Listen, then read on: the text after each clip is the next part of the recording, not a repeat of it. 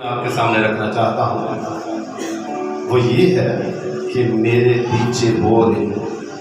کیا مضمون ہے؟ میرے پیچھے بولے. خداوند یسوع مسیح کا یہ فرمان ہے، پیغام ہے، کلام ہے کہ میرے پیچھے بولے.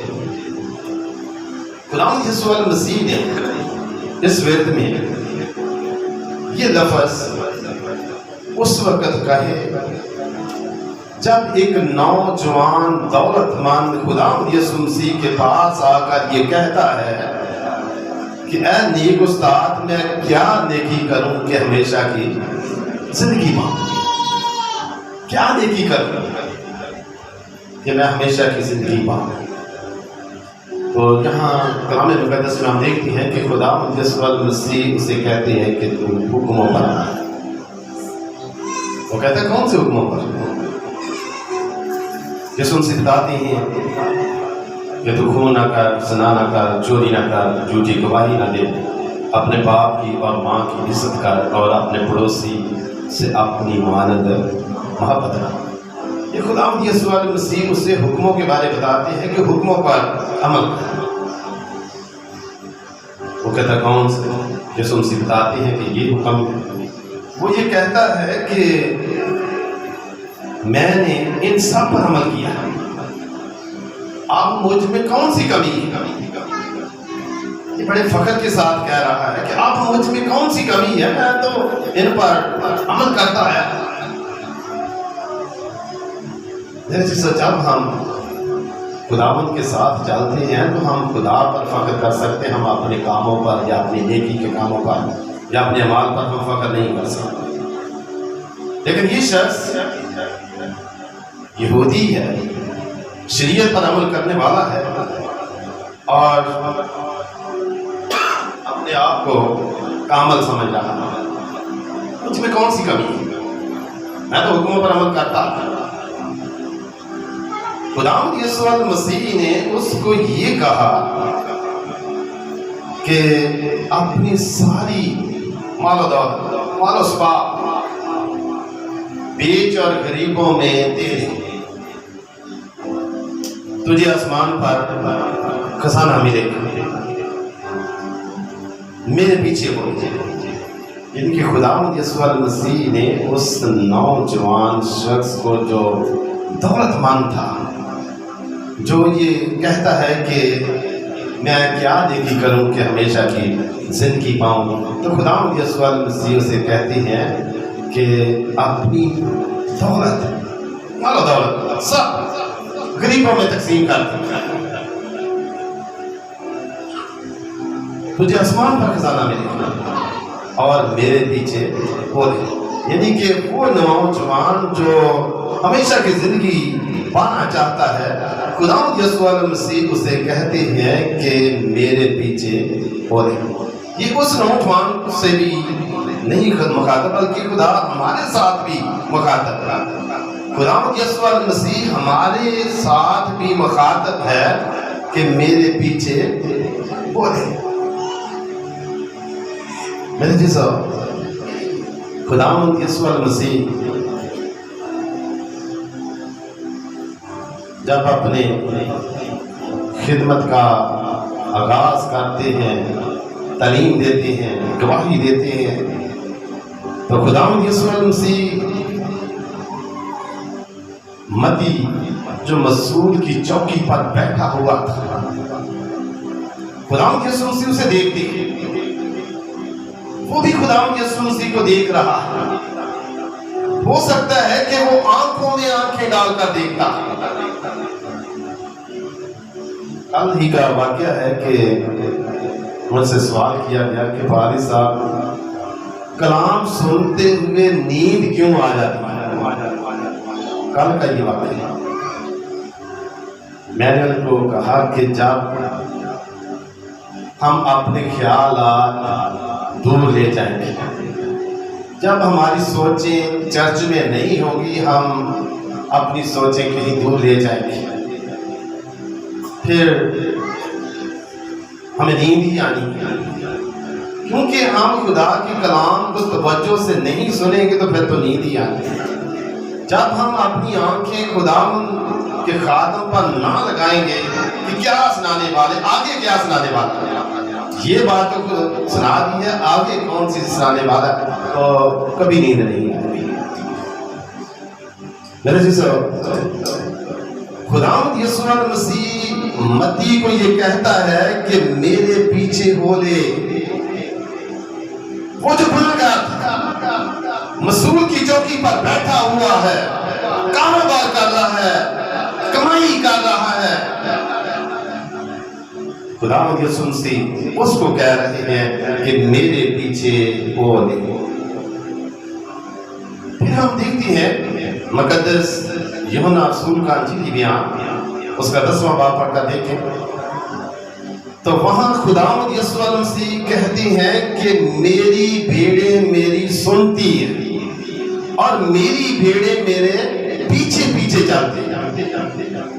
میرے جیسا آپ بھیڑوں کا ذکر ہے، بھیڑیں جو ہیں وہ خداوند کے پیچھے چلتی ہیں۔ کچھ بھیڑوں کو خداوند یسوع مسیح دعوت دیتا ہے کہ میرے پیچھے ہو لے، اور جو اس کی بھیڑیں ہو جاتی ہیں وہ پیچھے پیچھے چلتی ہیں۔ یہاں پر ہم دیکھتے ہیں کہ خداوند یسوع مسیح ایک دولت مند نوجوان شخص سے جو یہ چاہتا ہے کہ میں زندگی پاؤں، اور سوال کرتا ہے کہ کون سی نیکی کروں اور میں ہمیشہ کی زندگی کا وارث بن جاؤں، تو خداوند یسوع مسیح اسے کہتے ہیں کہ تو حکموں پر عمل کر، تو اپنی ساری جائیداد غریبوں میں تقسیم کر دے، تجھے آسمان پر خزانہ ملے گا، اور میرے پیچھے ہو لے۔ یہاں پر میں یہ بتانا چاہتا ہوں کہ یسوع مسیح کے پیچھے ہونے کا مقصد کیا ہے؟ یسوع مسیح کے حکموں پر عمل کرنا، یسوع مسیح کی فرما برداری کرنا، یعنی کہ یسوع مسیح جو کچھ کہتا ہے وہ کرنا ہے، یہ ہے پیچھے آنا۔ یہ نہیں کہ کبھی اس کے پیچھے آگے، کبھی بھول کے، کبھی دولت کے پیچھے چلیں گے، کبھی خداوند یسوع مسیح کے پیچھے آگے، یہ نہیں۔ مکمل طور پر ہم نے خداوند یسوع مسیح کے پیچھے چلنا، اس کی پیروی کرنی ہے، اس کے احکام، اس کے کلام کو ہم نے اپنی زندگی میں رکھنا، وفاداری کا ثبوت دینا، یہ ہے پیچھے چلنا۔ میرے جیسا اگر ہم یہ سمجھتے ہیں کہ ہم مسیحی ہیں تو ہم دنیا کے کاموں میں لگے رہتے ہیں، کون سی پیروی ہے؟ کوئی پیچھے نہیں ہم چل رہے ہیں۔ میرے جیسا مکمل طور پر اپنے آپ کو خدا کے پیچھے کرنا، اس کی تابعداری کرنا، اس کے حکموں پر عمل کرنا، اس کے کلام پر عمل کرنا، یہ ہے خداوند یسوع مسیح کے پیچھے چلنا۔ کلام مقدس میں ہم دیکھتے ہیں کہ اور یسوع نے اپنے شاگردوں سے کہا، میں تم سے سچ کہتا ہوں کہ دولت مند کا آسمان کی بادشاہی میں داخل ہونا مشکل ہے۔ کیونکہ وہ شخص نوجوان دولت مند تھا، اس نے خداوند یسوع مسیح کی بات کو سن لیا، بڑے غور سے سن لیا۔ ہم بھی اکثر بڑے غور سے کلام کو سنتے، یہ نوجوان اس نے بھی بڑے غور سے خداوند یسوع مسیح کی باتوں کو سنا۔ آپ کے سامنے وہ سوال و جواب کرتا کہ میں تو حکموں پر عمل کرتا ہے، مجھ میں کون سی کمی ہے؟ سوال کرتا۔ جب خداوند یسوع مسیح اسے دعوت دے رہی ہے کہ میرے پیچھے ہو لے، پیچھے نہیں آتا۔ اسے اپنی دولت نظر آتی ہے کہ میری دولت چلے گئے، میں بھوکا مروں گا، میرے ساتھ کیا سلوک ہوگا، میری زندگی کیسے گزرے گی۔ پیچھے نہیں آتا بلکہ وہ مڑ جاتا ہے، واپس ہو جاتا ہے، اور ہمیشہ کی زندگی سے قاصر ہو جاتا ہے، یعنی کہ ہمیشہ کی زندگی نہیں پاتا، کیونکہ اس نے فرمانبرداری نہیں کی، اس نے حکم کو نہیں مانا، اس نے خداوند یسوع مسیح کے پیغام کو سنا ضرور ہے لیکن قبول نہیں کیا۔ خداوند یسوع مسیح سے کہتی ہیں میرے پیچھے ہو لے، لیکن وہ دولت کے پیچھے جاتا ہے۔ اکثر ہم بھی ایسا ہی کرتے ہیں، اپنے فائدے کے لیے ہم خدا کو بھول جاتے ہیں، اپنے فائدے کے لیے ہم خدا کے ثبت کو بھول جاتے ہیں، اپنے روپے پیسے کے لیے ہم خدا کی پرواہ نہیں کرتے۔ یہ نوجوان بھی ایسا ہی تھا، لالچی تھا، اس کے اندر لالچ کا دیوتا تھا، اس کے اندر لالچ کا بت تھا جس کا وہ پجاری تھا۔ اس نے خدا یسوع مسیح کے پیغام کو سنا لیکن پیچھے نہیں آیا۔ اسی لیے خدا یسوع مسیح یہ کہتے ہیں کہ دولت مند آسمان کی بادشاہی کا وارث نہ ہوگا۔ شاگرد جو ہمیں یسوع مسیح سے سوال کرتے ہیں کون نجات پائے گا؟ یہ شخص جو حکموں پر عمل کرتا آیا ہے، جو تیرے پاس آیا ہے، اگر یہ نہیں نجات پا سکتا، یہ آسمان کی بادشاہی کا وارث نہیں ہو سکتا، تو پھر کون نجات پائے گا؟ تو خداوند یسوع مسیح کہتے ہیں کہ یہ آدمی کے پاس کا روگ نہیں ہے، آدمیوں سے ایسا نہیں ہو سکتا، بلکہ یہ خدا سے سب کچھ ہو سکتا ہے، خدا سے سب کچھ ہو سکتا ہے۔ انسان کی نجات کے لیے خدا نے اپنے بیٹے خداوند یسوع مسیح کو بھیجا۔ یہ خدا کا کام ہے، خدا سے نجات کا کام ہو سکتا ہے۔ اس نے اپنے بیٹے کو اس دنیا میں بھیجا تاکہ جو کوئی اس پر ایمان لائے ہلاک نہ بلکہ ہمیشہ کی زندگی پائے۔ اور پھر ہم دیکھتے ہیں کہ خداوند یسوع مسیح کہتے ہیں کہ ابن آدم کھوئے منہ کو ڈھونڈنے اور نجات دینے آئے۔ اور پھر ہم کلام مقدس میں دیکھتے ہیں کہ جب مقدسہ مریم حاملہ تھی، یوسف کو خبر ہوتی ہے کہ اس کی بیوی حاملہ ہے، اور کلام مقدس میں لکھا ہے کہ وہ چپکے سے چھوڑ دینے کا ارادہ کرتا ہے، وہ بدنام نہیں کرنا چاہتا۔ اور کلام مقدس میں لکھا ہے کہ فرشتہ خواب میں اسے دکھائی دیتا ہے، اسے کہتا ہے کہ اے ابن داؤد اپنی بیوی کو اپنے ہاں لانے سے نہ ڈال، کیونکہ جو کچھ اس کے پیٹ میں ہے وہ روح القدس کی قدرت سے اس کے بیٹا ہوگا، تو اس کا نام یسوع رکھنا، کیونکہ وہی اپنے لوگوں کو ان کے گناہوں سے نجات دے۔ یہ سارا خدا کا انتظام ہے، یعنی کہ نجات کا کام خدا کرتا ہے اور انسان اسے قبول کر کے نجات پاتا ہے۔ جو کوئی خداوند کا نام لے گا وہ نجات پائے گا۔ آگے چل کر ہم دیکھتے ہیں کہ پھر شاگرد پطرس جو ہے وہ سوال کرتا ہے، وہ کہتا ہے ہم تو سب کچھ چھوڑ کر تیرے پیچھے ہو لیے ہیں، بس ہم کو کیا ملے گا؟ سوال کر پیچھے آنے کے بارے وہ کہہ رہا ہے کہ ہم تو تیرے پیچھے ہو لیے ہیں، ہم تو اپنا سب کچھ چھوڑ کر تیرے پیچھے ہو گئے ہیں، ہمیں کیا ملے گا؟ یہ عجیب سوال ہے، سوال بھی اچھا ہے، پورا سوال نہیں ہے کہ ہمیں کیا ملے گا۔ اگر ہم تیرے پیچھے آ گئے ہیں، سب کچھ چھوڑ کر ہم تیرے پیچھے آ گئے ہیں، ہمیں کیا ملے گا؟ جیسے ہم دنیا کے رشتے ناتے بہن بھائی چھوڑ کر اگر خدا کے پیچھے آ جاتے ہیں تو ہمارے اندر کوئی بات ہوتی ہے کہ ہمیں ضرور فلاں چیز ملے گی۔ یہاں پر ہمیشہ کی زندگی کا ہی ذکر ہے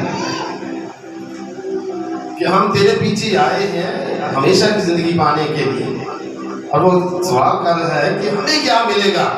وہ شخص تو ہمیشہ کی زندگی پانے کے لیے آیا تھا، پوچھتا تھا کہ میں کون سی نیکی کروں کہ میں ہمیشہ کی زندگی کا وارث بنوں۔ وہ تو حکموں پر بھی عمل کرتا تھا، وہ تو یہ کہتا کہ مجھ میں کوئی کمی نہیں، ہم بھی تیرے پیچھے آئے ہیں، ہمیں کیا ملے گا؟ جیسے خداوند یسوع مسیح بہت خوبصورت جواب دیتے ہیں کہ اگر تم میرے پیچھے آئے ہو تمہیں کیا ملے گا۔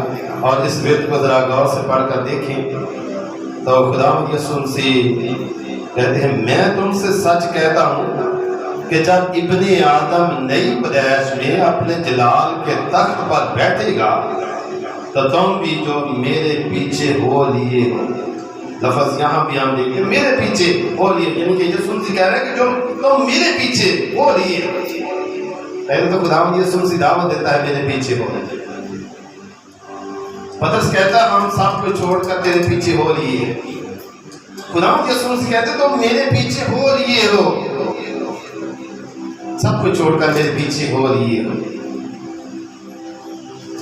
और 12 तख्तों पर बैठकर इस्राएल के 12 कबीलों का इंसाफ करोगे। यानी कि जो शख्स खुदावंद यीशु मसीह के पीछे आ जाता है, खुदावंद यीशु मसीह उसको औहदा दे देता है, दर्जा दे देता है, उसका दर्जा बुलंद हो जाता है।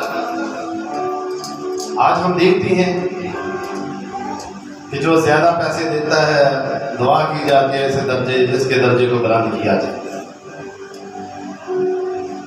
यहाँ कलाम मुकद्दस में आप देखते हैं कि खुदावंद यीशु मसीह कहते हैं कि मेरे पीछे आओ, और जो कोई मेरे पीछे आ जाता है वो 12 तख्तों पर बैठकर इस्राएल के 12 तख्तों पर बैठकर इस्राएल का इंसाफ करेगा। बहुत बड़ा दर्जा है, जज का दर्जा है। जो शख्स खुदावंद यीशु मसीह के पीछे चलता है उसका ओहदा बड़ा, उसके पास इख्तियार आ जाते हैं और वो दुनिया का इंसाफ करेंगे। फिर यहाँ तक कलाम मुकद्दस में लिखा है कि तुम तख्तों पर बैठकर फरिश्तों का इंसाफ करो। मेरे चीज़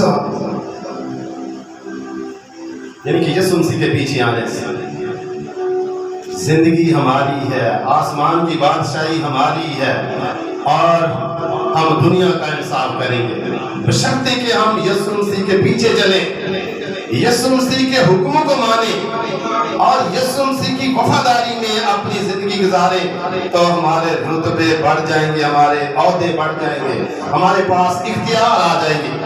और आगे चलकर हम देखते हैं कि खुदावंद यीशु मसीह बयान करते हैं, और जिस किसी ने घरों या भाइयों या बहनों या बाप या माँ या बच्चों या खेत को मेरे नाम की खातिर छोड़ दिया है, उसको 100 गुना मिलेगा। बहुत बड़ा असर, 100 गुना। बाइबल मुकद्दस में हम देखते हैं कि एक शख्स जब बहुत बड़ा दौलतमंद शख्स था लेकिन ईमान का धनी था, बहुत बड़ा ईमान उसके अंदर था। जब उसका सब कुछ लुट जाता है, सब कुछ तबाह बर्बाद हो जाता है, लेकिन वो ईमान में मजबूत रहता है। वो ये कहता है कि मैं जानता हूं कि मेरा मकसद देने वाला जिंदा है। मेरे कलाम मुकद्दस में लिखा है कि उसका सब कुछ लुट जाता है, तबाह बर्बाद हो जाता है, यहाँ तक के 7 बेटे और 3 बेटियां वो भी हलाक हो जाती है, मर जाती है। लेकिन वो शख्स ईमान में मजबूत रहा और खुदा ने उससे दुगनी बरकत दी, दुगनी बरकत। और यहाँ पर हम देखते हैं कि 100 गुना का जिक्र किया गया है। अगर हम खुदावंद यीशु मसीह की पैरवी करते हैं, उसके पीछे चलते हैं, उसके पीछे चलते चलते हम रिश्तेदारों को भी छोड़ देते हैं, बहन भाइयों को भी छोड़ देते हैं, अपने खेतों को छोड़ देते हैं, तो इसका सिला ये है कि 100 गुना मिलेगा। बहुत बड़ी बरकत। मेरे चीज़ इनकी ये सब कुछ उस वक्त ही हमें नसीब होगा जब हम खुदावंद की बात को मानेंगे, खुदावंद के कलाम को मानेंगे और यीशु मसीह के पीछे हो लेंगे, तो याद रखेंगे बरकतें ही बरकतें। आगे चलकर हम देखते हैं कि खुदावंद यीशु मसीह ये भी फरमाते हैं, लेकिन बहुत से अव्वल आखिर हो जाएंगे और आखिर अव्वल, बहुत से अव्वल आखिर हो जाएंगे और आखिर अव्वल। यानी कि यहाँ पर खुदावंद यीशु मसीह ने हमें आगाही बख्श दी, हमें आगाह कर दिया कि तुम जो मेरे पीछे चलते हैं, कल हो सकता है कि तुम کسی حکم کو رد کر دو، میرے پیچھے نہ چلو، تو پھر کیا ہوگا؟ تم جو اول ہو آخر ہو جاؤ. یعنی کہ تمہارے اندر بے وفائی آ جائے گی تو تم آخر پر پڑ جاؤ گے، تمہارا پہلا رتبہ ختم ہو جائے گا. اور اگر ہم گناہ گار ہوتے ہیں، توبہ کر لیتے ہیں، گناہ کو ترک کر دیتے ہیں، خدا سے دور ہیں، یعنی کہ ہم آخر پر ہیں، اگر ہم توبہ کر کے بحال ہو جاتے ہیں، پھر ہم اول درجہ حاصل کر سکتے ہیں. ہم نے اول درجہ حاصل کرنا ہے، اور ہم اکثر دیکھتے ہیں کہ کچھ بچوں کی یہ کوشش ہوتی ہے کہ میرا اول درجہ ہے. اسی طرح ہمارا بھی یہ حق مانتا ہے کہ ہم اول درجے پر آئیں، اور اول درجے ہم اس وقت ہی آئیں گے جب ہم محنت کریں گے. اور یہاں پر میں یہ بتانا چاہتا ہوں، جب ہم خداوند یسوع مسیح کے پیچھے چلیں گے، جس نے ہمارے ساتھ محبت کی ہے، جس نے ہمارے ساتھ وفا کی ہے، جس نے ہماری خاطر اپنی جان قربان کر دی ہے. خداوند یسوع مسیح فرماتے ہیں کہ اچھا چرواہا میں ہوں، میں اپنی بھیڑوں کے لیے اپنی جان دیتا ہوں. اور جو ہمارے لیے اپنی جان دے رہا ہے، ہمارا یہ حق بنتا ہے کہ ہم اس کی پیروی کریں، اس کے پیچھے چلیں، اس کے حکموں پر عمل کرتے ہوئے ہمیشہ کی زندگی کے وارث بن جائیں. خدا ہم سب کو ایسا کرنے کی توفیق بخشے. آئیے ہم سب اپنے سروں کو خدا ان کی حضوری میں جھکائیں.